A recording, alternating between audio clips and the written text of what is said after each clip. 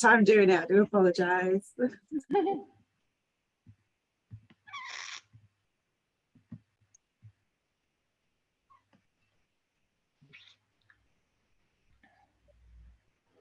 I think that should be it. We should be live now. Okay, so my name's Charlotte. I'm from Bury Healthwatch, and today we're going to be doing our Facebook Live around the sexual health services that are within the Bury area.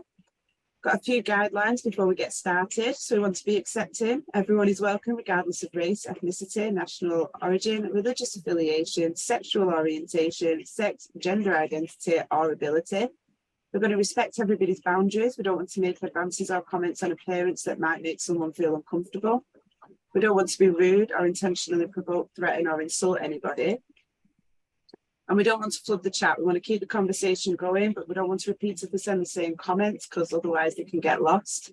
Don't self-promote. We're not here for a sales pitch. We want to stay focused on the stream. So if this is something that's relevant to the topic of the stream, brilliant. But if it's something else, please message us separately. And we'd like to keep it clean. So if it's shocking, obscene, vulgar, or inflammatory, please leave it out. So today we're doing our introduction with myself, and then we've got our guest speakers from the Sexual Health Services, Emma and Alison, who are going to be talking to us about what it is that they do for us. And then we've got a question and answers session hosted by Steph.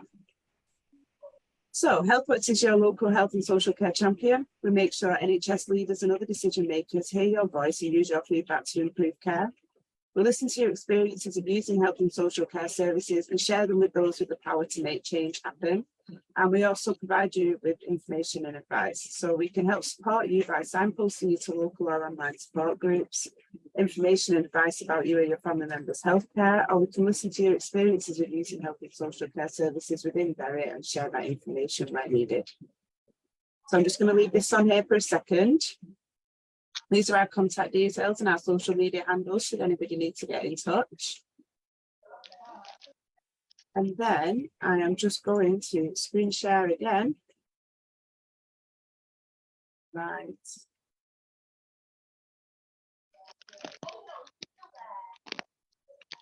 Oh, sorry, I put the wrong one on. And I will just going to stop screen sharing. Sorry, guys, I've got a little bit mixed up here now. The wrong one.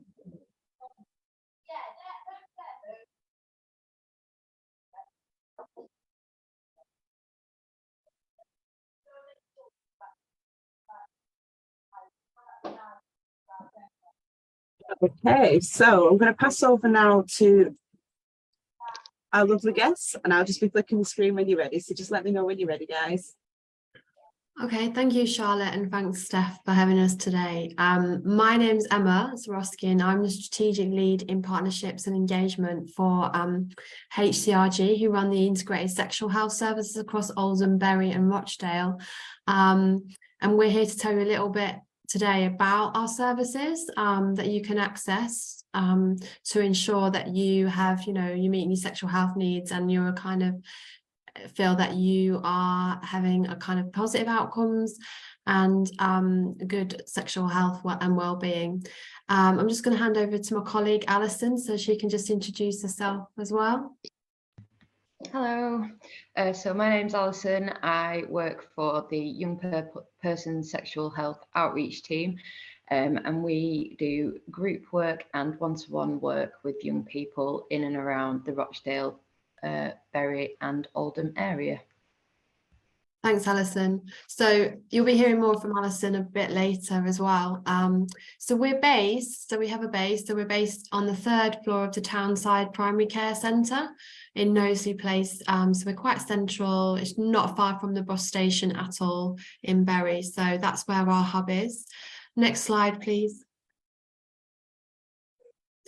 So in terms of our services, so we have a lot of digital services, which is really great if you want to access this remotely, and if you find it more convenient to access us through like our digital services. Sometimes that might be people's preference, so it's just easier than trying to kind of get an appointment sometimes if you're working or you're studying or you're traveling about. So we've got a website called the Sexual Health Hub. So on there, you'll find lots of information and advice around all different aspects related to sexual health and well-being. So it's a really great sort of like resource to access. and it's free. We've got Chat Sexual Health, which we just recently launched. So if you've got a mobile phone and you just like, if you're age 13 to 18 and you kind of want to drop us a message to ask us a question or find something out in relation to your sexual health, you can use Chat Sexual Health and someone will respond to you. So it's a great way, you know, just to kind of conveniently, if you're on your mobile phone on the bus, on your way somewhere, and you just, a question pops into your head and you think, oh, I want to know about that, I'm a bit worried about this, just drop us a message and the number's there. So it's a text service, so it's dead easy to use. We've also got online appointment booking as well. And we've got emergency contraceptive pills. So if you need to access the emergency contraception, you can access it online. It's free, and that's for anyone age 16 and over. So what's really great about that is it means you can have the contraceptive pill delivered to your address of choice by the post. We also have sexually transmitted infection postal testing as well. So if you're looking to get a screen, maybe we do recommend that people have yearly screening, and more frequently if you're having multiple sexual partners, or you've had unprotected sex or condomless sex, or you're about to go into a new sexual relationship and you just want you and your partner to check what your kind of STI status is, because it provides a bit more confidence and reassurance for you. So we do provide those tests by post as well, and that's if you're 16 and over. If you are worried, if you think you're showing symptoms, then the best form of testing would be to come into our clinic. So give us a call and let us know that you think you might have some symptoms because you've had unprotected sex and there's something you want to get checked out, and we can book you an appointment. You can also get condoms via post as well if you're 16 and over, so you can get a pack sent to your postal address of your choice. And also we've got pregnancy testing as well via post to anyone 16 and over. So really great offer if you want to access things remotely. If you are under 16 and you want to access some of these things, we prefer that we just have a bit of a catch up with you first. And that's just to make sure that, you know, in case there's anything that you want to discuss with us that we wouldn't be able to pick up online, we want to ensure that you're safe, and we want to kind of guard your welfare. So in that case, if you're under 16 and you were trying to access those services, we would make sure we gave you a call back and got you booked in to see us as well, so face to face. Next slide, please. So those were our digital services, but you can also come in to see us in clinic if you want a face-to-face appointment. So we do offer emergency contraceptive pills and also a contraceptive coil. But like I said, we've got the online emergency offer, or you can come in to clinic. And just to make people aware, emergency contraception can also be accessed through your local GP or your local pharmacy as well. So there's a range of options there in terms of your choice. And also we offer all types of contraception as well. And we would usually initiate somebody on their first contraceptive pill if that was the right choice for them. We've got the pregnancy testing and advice. So if you find out you're pregnant and you're not quite sure what your choices are, then we can discuss your options and your choices for you. And if somebody did decide to keep your baby or decide to terminate the pregnancy, then we can also refer and signpost you on to those support services. We also offer PrEP and Pepsi. So if you feel that you may be at risk of HIV, or you just want to protect yourself from acquiring HIV, we've got 2 forms of drugs that you can access which are free. So PrEP is pre-exposure. So sometimes people take that to prevent them getting HIV if they think they may be at risk. And then if you think you've been exposed, then you can access PEP, and that's sort of like post-exposure prophylaxis, but that's got to be taken within 72 hours after you think that you might be exposed. So you can access that within our clinic as well. We also do some smears or cervical screening as well, particularly for those people that may be a bit vulnerable. So maybe you're struggling a bit to get your GP appointment or go into your GP appointment, and you dropped into our sexual health clinic, and we might say, whilst you're here, would you like a cervical, would you like your screen as well? We also offer vaccinations as well. So vaccinations for Hep A and B and for HPV. And we test for all sexually transmitted infections and offer treatment as well. And we also support you in partner notification.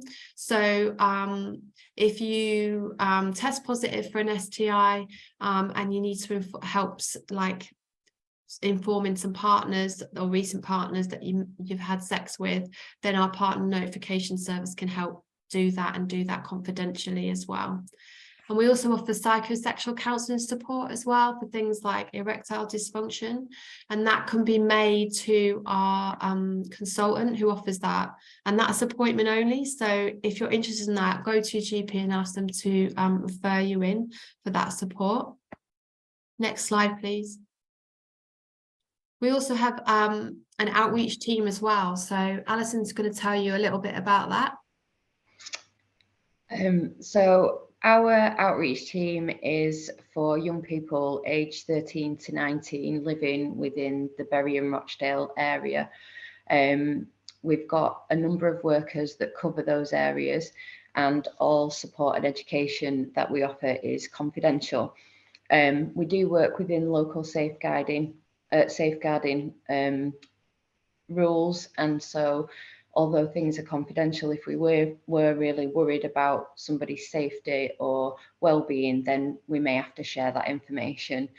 But on the whole, if you are a young person and you are wanting sexual health support from the young person's team, we pride ourselves on being young person centered and focus on like empowering young people through knowledge and busting myths around coming to clinic, what happens at clinic, and just encouraging sort of safe, positive relationships, and making sure that you've got access to all the things that you need.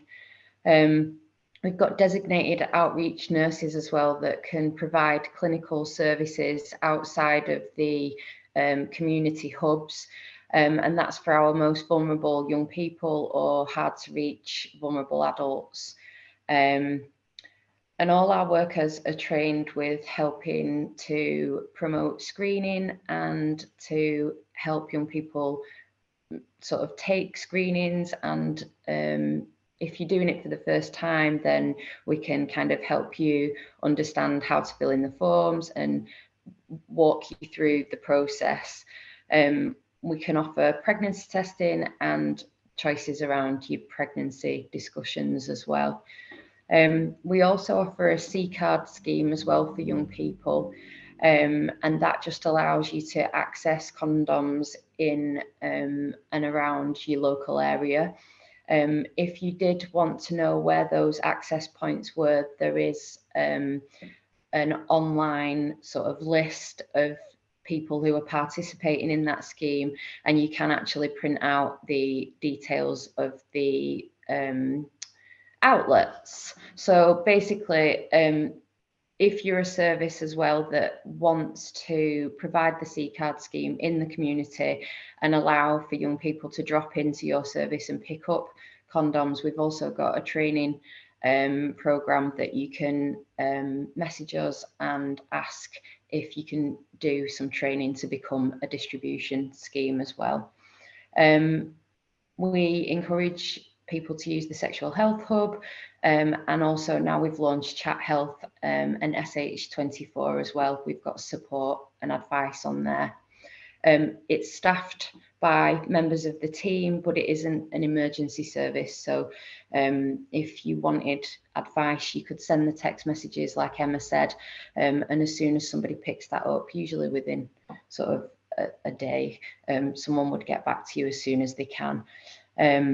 And also our young person's line, the number's on one of the other slides, but you can ring Monday to Friday between 9 and 4, and there's a voicemail. It's sometimes staffed, but sometimes if somebody's on the other line or it's not between those hours, then there's a voicemail there, and the team pick up the voicemails and get back to you as soon as we can. Referrals can be sent to our online referral email, and those emails are triaged as well. We tend to get referrals from schools, parents, self-referrals, social care, and we offer one-to-one support and targeted education around basic sexual health, contraception, consent, healthy relationships, pleasure, and self-esteem. And it's not limited to what we can talk about. But if there was anything that sort of wasn't within our remit, we could then signpost on to other services that we work with. Thanks. Next slide. So in terms of like contacting us or getting in contact with our services, so you can phone us. So we're open Monday to Friday, 9 a.m. to 5 p.m. So you can phone to book an appointment, or you can book an appointment online. So online appointments aren't really for things such as like if you're accessing PrEP or PEP or HIV appointments, for example.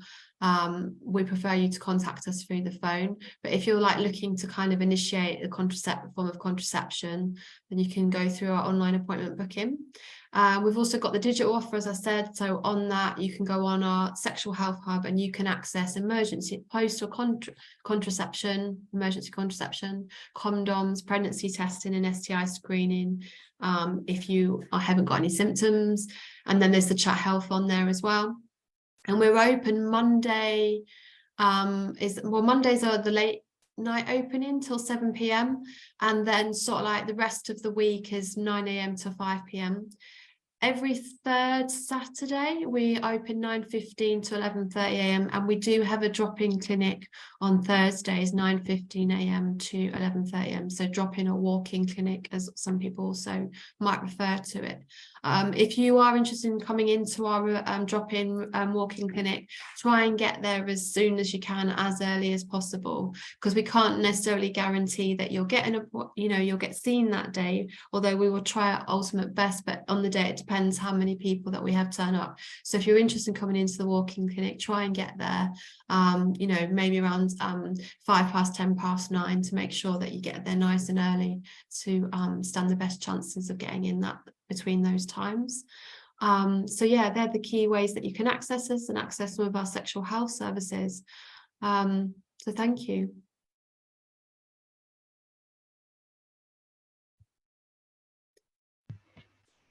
Okay, so thank you very much for that. That was great. So on that note, I'm just going to pass over to Steph. We'll stop sharing, and she's got some questions for you. Thank you. Hi. Hi, Hi, Steph. Bill. Thank you for sharing all that information with us today. It was really informative. I've got a few questions, if that's okay. So my first one is like, what is consent? So what is meant by the word consent? Okay, so consent is a really complex thing to discuss, especially with young people. But basically, in its simplest form, it's about giving and gaining permission when interacting with other people. And obviously, with what we're talking about sex and relationships. And so consent to us is about giving and gaining consent around touch, sexual contact, kissing, and also about image sharing and gaining consent around what the law is and things like that. So there's lots of different layers to consent, and it's really important that we discuss that with young people at every opportunity to make sure that they really understand it. In our sessions, we like to talk about different areas of consent and what's appropriate and what's not. And that might be about personal space and intimate touch. We talk about how to ask for consent and how to continue to get continued consent throughout a sexual experience or throughout getting to know somebody. So continued consent might be asking questions such as, are you enjoying this? Would you like me to stop? Are you happy for me to continue? And I think sometimes that can feel quite strange to be asking those questions, but what we need to remember is that consent can be withdrawn at any time. So even if you wanted to kiss somebody initially, you might then kiss them and decide that you don't want to kiss them anymore, and then you can withdraw your consent. So consent is so multi-layered and complicated, but on the whole, it is just about giving and gaining your consent for touch, for kissing, for sexual contact, and making sure that you continue to get somebody's consent throughout an experience. And also just remembering that you can withdraw your consent at any time, and also that lots of different things affect consent. So your ability to give and get consent is often hindered by certain things. So we have to make sure that as a person, when we're trying to give or get consent, that we're not intoxicated. So we're not under the influence of drugs or alcohol, that our age doesn't affect how we can consent, because the law around consent says that we can't consent before a certain age. And also, just if you're not sure whether somebody's giving you consent, you need to ask a direct question. It is so important that we give and gain consent through sexual experiences, but also remembering that certain things like age, alcohol, capacity can affect your ability to consent. Sorry, that was a long answer. Have you got any other, have you got any other questions around that, Steph? Thank you. So obviously we've just talked about consent, and I suppose this goes hand in hand. So if somebody doesn't give consent, and obviously, you know, the person does it anyway, that would be classed as rape or sexual assault. So what support is available to anyone who's been a victim of rape or sexual assault? So obviously, sexual assault, what we should always remember is that is never that person's fault, because quite often people can feel a different, like certain ways about things, that they should have done things differently. Sexual assault and not giving consent is it's a crime, you know, and your boundaries, sorry, your boundaries and withdrawing consent or not giving consent should always be respected by another person, and if they're not, then that's a crime.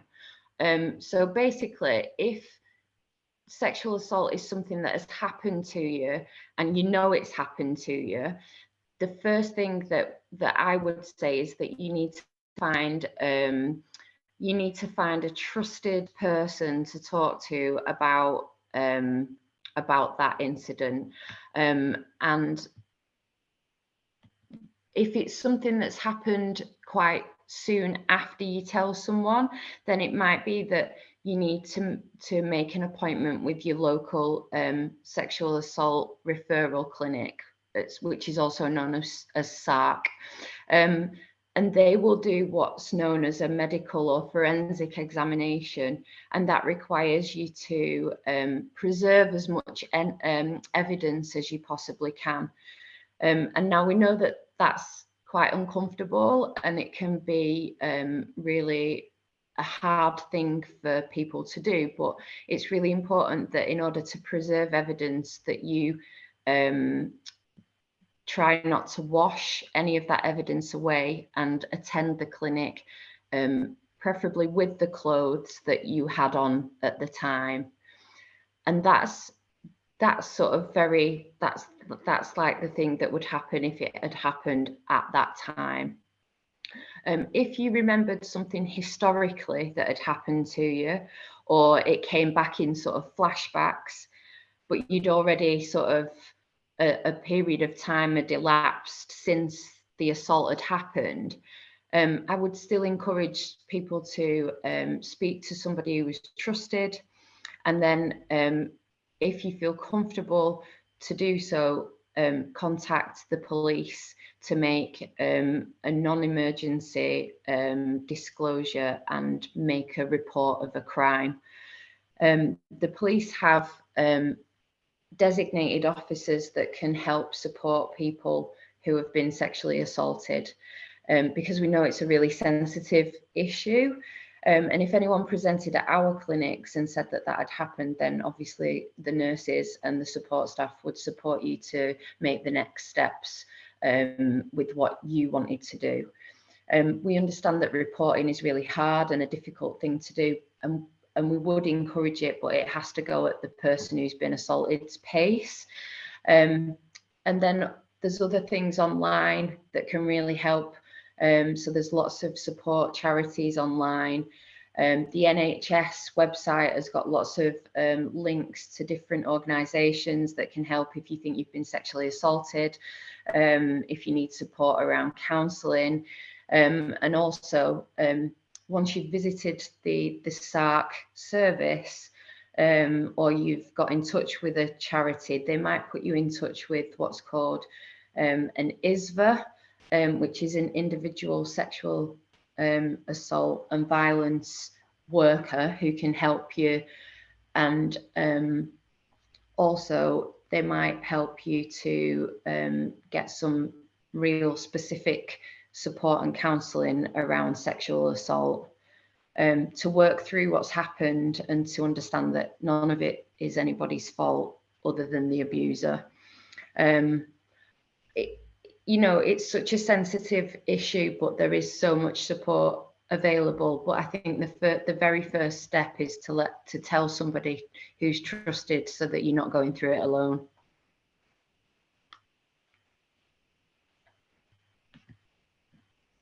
I hope that answers it, Steph. Oh, I think you've muted again, Steph. Oh, Yeah, I'm really that these are really hard-hitting questions, but I feel that it's really important to raise awareness of these issues. So the next thing I wanted to talk about was about you know, grooming online, and you know, because young people can be groomed online and they can come across, you know, sexual content online. So as a parent, or you know, a carer, or a family member of a young person, or anyone really, how can I sort of like, what can they do in order to, you know, I won't say prevent them from seeing it because they're going to come across it, but what can I do to sort of limit that sort of content that we come across online? so what I'd say is that having like open conversation about sex and relationships with young people in your care is so important, in order to make sure that they do feel confident to come to you if they've got a problem. I mean, there's so much stuff online that sort of comes up and is accidentally found as well, you know. But I think sometimes young people are curious, but also that, you know, using social media so much more, and that then even social media becomes a place that is full of people who are perhaps using it for the wrong reasons. So first off, I'd sort of suggest having open and honest conversations with you young people about that. But also just to know that there's lots of different apps and inbuilt parental controls within your laptops and phones, and you can actually set up parental control around what your young people are looking at online. And some of that means that you can check their search history from your phone. It means that you can block certain words that they might be searching, so that if that word gets typed into the search box, it automatically sort of locks it down and doesn't allow anybody to look at those things. So it all depends on what devices young people are using and what sort of devices you've got in the home, as well as to what kind of controls and parental controls are available. But there are plenty, and it's just figuring out which one works best for you and your family. And I think also about, as a parent, talking to young people about, I don't mind you using social media, and quite often it's not that we don't trust you, but it's about the fact that we don't trust some of the people that are actually online, and we want to keep you safe. And so having that open conversation about maybe checking their history or checking their messages or having their passwords might just be a way of keeping an eye on what's going on, but also being really open with the young people in your care about, we're going to do this intermittently, and if you're not okay with that, then maybe we need to rethink like what you're using online. There's so much online safety information through the NSPCC, and on our slides we'd put the last slide we'd put lots of useful websites and information that are really young people friendly. And I think signposting young people to the appropriate websites for educational information is really important. And the other thing is sort of gaming, sort of like online gaming as well, is quite often forgotten about, that is a place where young people are being groomed as well. So it's not just social media, it's not just chat rooms or anything like that. It's online gaming as well, and people who groom people don't just look for certain genders, they're happy to groom whoever. And so, they will look for any way on the internet to find young people that are vulnerable or not expecting to bump into somebody who's got ill intention, really. So gaming is a place where people can also try and groom by trying to latch onto people through shared interest, such as I really like this game that we're playing, and then getting chatting about it.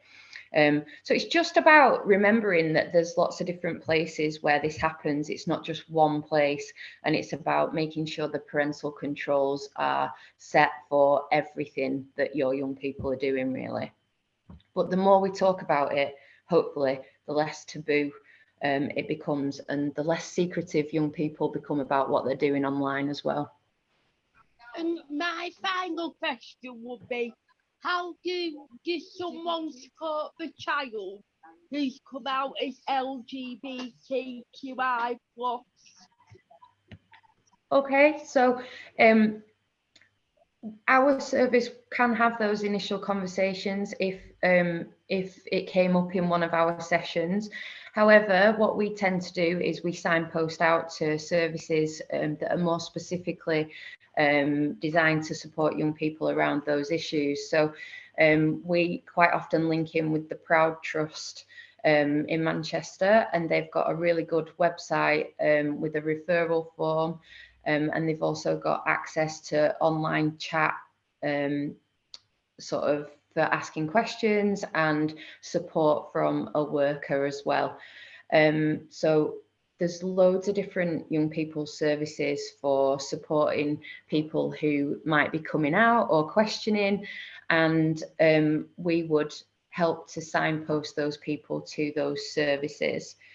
Initially, I think as a parent, you've got to understand that your young person or your child coming to you and coming out is such a brave thing for them to do.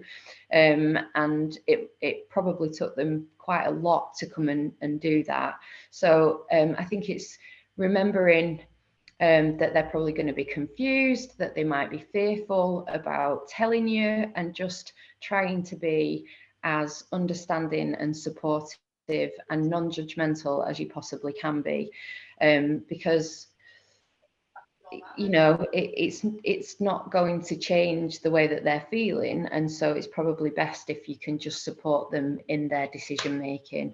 I think also not putting pressure on for young people to label themselves, and just allowing them a really safe space to ask questions and figure it out for themselves, and then putting them in touch with online services. And also the Proud Trust do like groups and one-to-one education as well. So not only do they do group education, but they also do young people's groups, where young people who are going through similar things can get together and meet each other and chat about things that maybe they feel their other friends can't understand as much as if they were going through it themselves.